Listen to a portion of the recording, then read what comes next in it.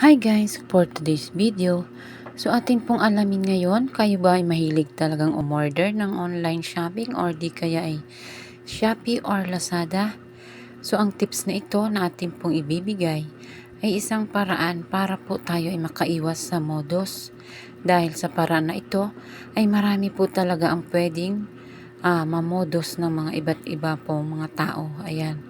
Halimbawa tayo ay umorder o may in-order sa online, atin pong i-cut ito pong pinaka-name natin, yung sender at saka ang receiver. Tayo po yung receiver.